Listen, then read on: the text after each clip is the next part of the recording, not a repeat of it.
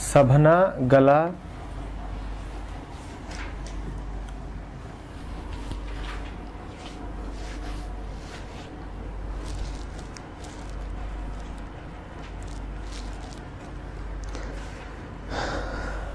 समरथ सुआनी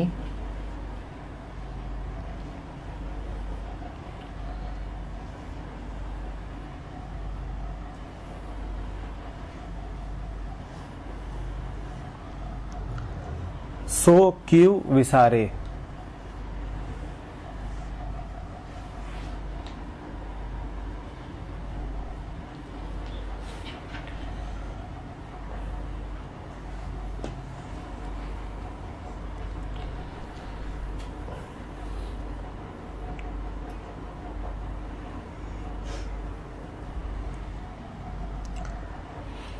Our Lord and Master is all powerful to do all things, so why forget him from your mind? क्यों विसारे, क्यों विस्मृति में जाते हो?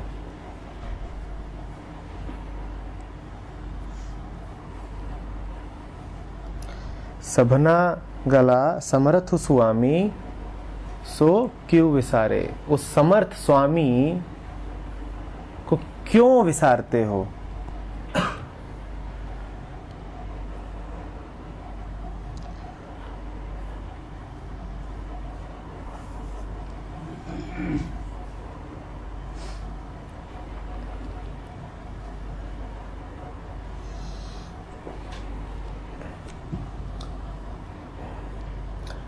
अमनदीप ने ये देकर के पूछा है कि गुरुद्वारों में मंदिरों में लोग लगातार उसका नाम ही ले रहे हैं, इससे उनको कुछ मिलता तो दिखाई देता नहीं। तो ये तो बस एक विधि है, नाम लेना, जपना। उसके नाम की फिर महत्ता क्या है? Isn't this a method to chant? What is the importance of his name? खुद ही बताओ।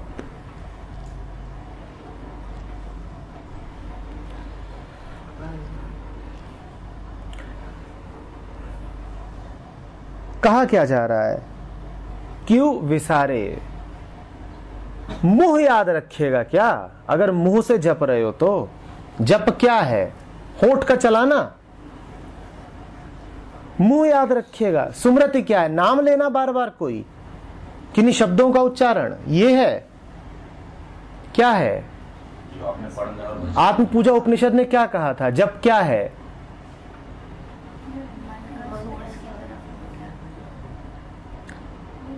निश्चलम ज्ञानम आसनम। किसी को याद है?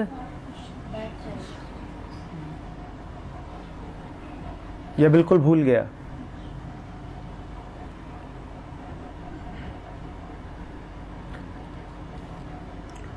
उस जगह पर निश्चल होकर के बैठ जाना, बस यही तो है, यही तो है। किसका बैठ जाना? शरीर का? मुंह का रटना?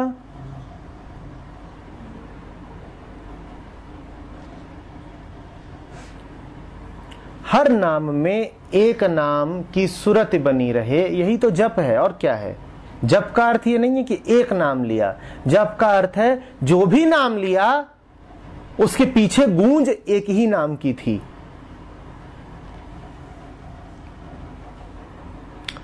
मुंह है, मन है, तो ये तो विविधता में ही जिएंगे। हजार तरीके के नाम लेंगे, शब्द होते ही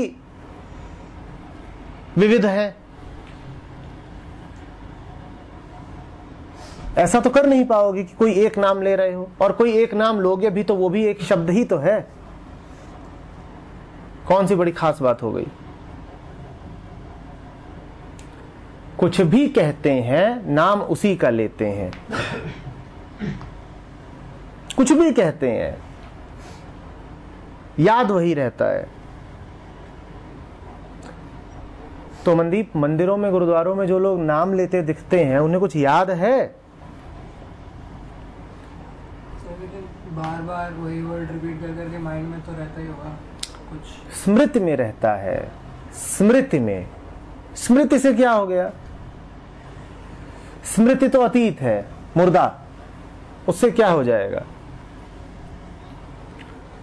रटने से कुछ हो जाता तो फिर तो क्या बात थी। कहा गया है कि भजन कहो ताते भजो भजो न एको बार। तो जिसको भजने के लिए कहा ताते भजो मैंने भग गए, उससे दूर हट गए। भजो न एको बार, एक बार भी स्मरण नहीं किया। जिसके लिए कहा था करेंगे वो नहीं किया। सारे शब्द बोल दिए, दिन में 100 दफे बोल दिए, पर भजा तो तब भी नहीं ना। हम भजने पे कई दफा बात कर चुके हैं कि भजने का वास्तविक अर्थ क्या है। भजने का अर्थ ये थोड़ा ही है कि यहां पर एक यांत्रिक प्रक्रिया चल रही है, होठों में, जबान में, गले में। भजने के दो अर्थ होते हैं, एक बार बार याद करना और दूसरा भाग जाना, उन्हें उसको एकदम ही छोड़ देना। तो वही तो इसे कहा कि भजन कहो ताते भजो भजो न एक होगा। उन्हें जिसे कहा था कि भजेंगे उसका तो कभी स्मरण किया नहीं, और बल्कि उससे दूर भाग गए। और सुना है ना कबीर का, भजो रे भैया राम गोविंद हरि। कह रहे सस्ते में सब हो जाता है, उसमें लगत नहीं गठरी, एक पैसा नहीं लगता। भजो रे भैया राम गोविंद हरि। तो ऐसे ही यहां है।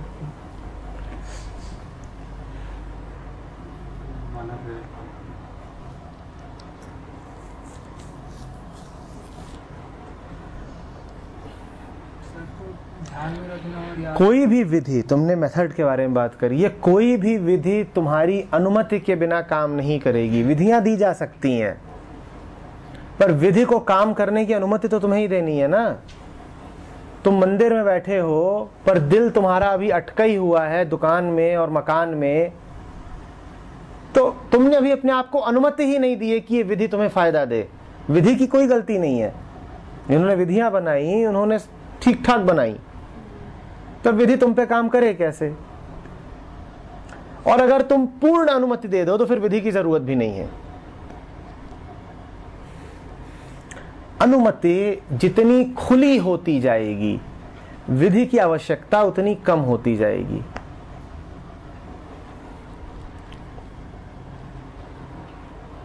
अब नहीं तो मैं विधियां तो बनाता रहता हूं, तुम अनुमति देते हो उन्हें सफल होने की। तुम्हारे आगे हर विधि हारी है, तुम्हारा अपना ही विधान चलता है।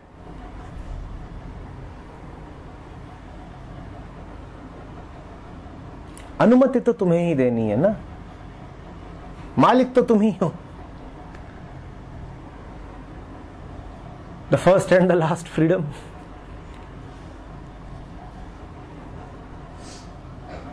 तुम तय कर लो, हम होने नहीं देंगे। तो किसी माई के लाल में दम नहीं है कि करके दिखा दे।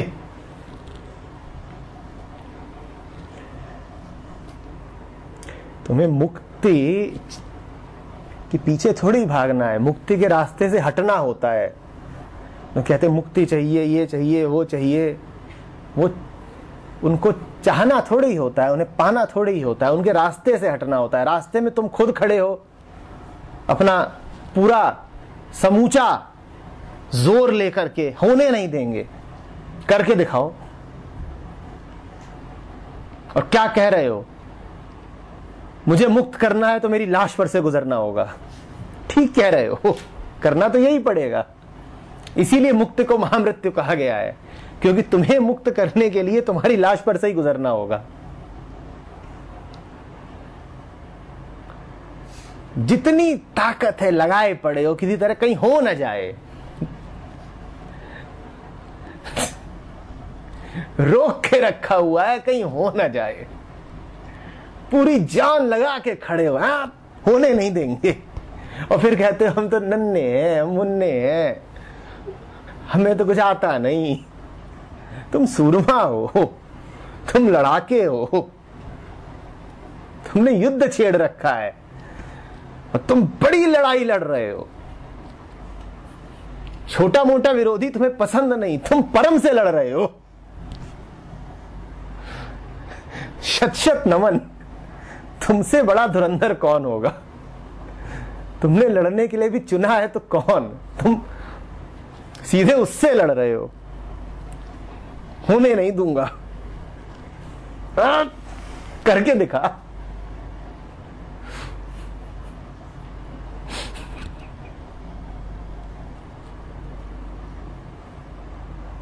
ऑन माई डेड बॉडी होता है ना लड़ाके। Enlightenment on my dead body, freedom on my dead body, love on my dead body.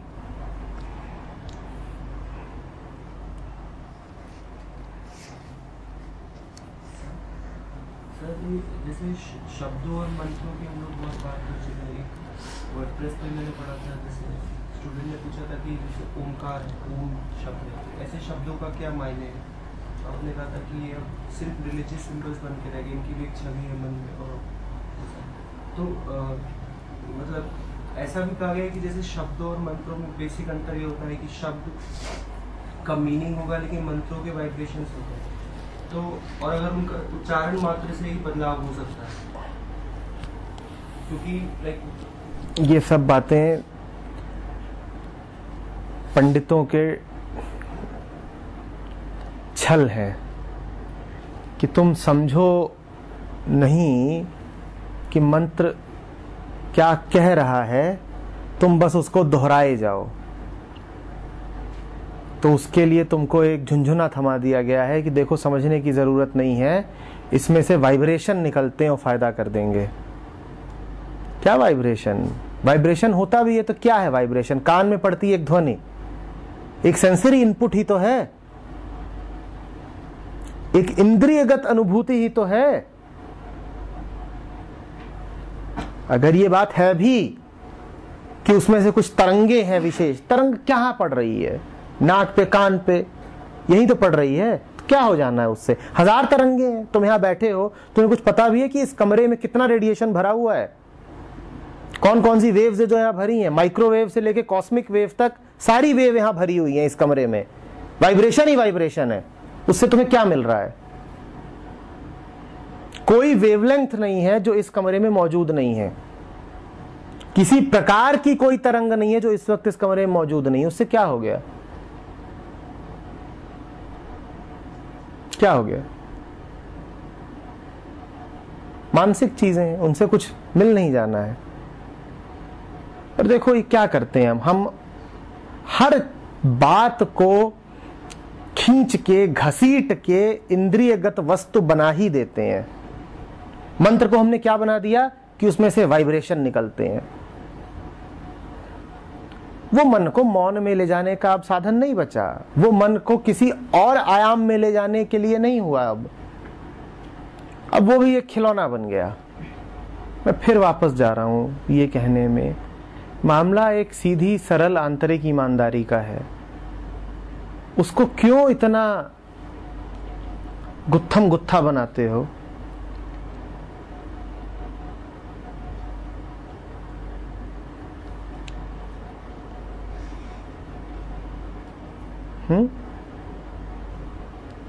मन है, मन का विस्तार है और मन का केंद्र है। इसके अतिरिक्त तो कुछ नहीं है।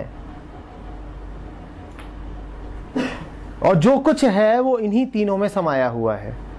मन, मन का विस्तार, मन का केंद्र। इनके अतिरिक्त अगर कोई और बात पढ़ो तो समझ जाना कि गड़बड़ है मामला।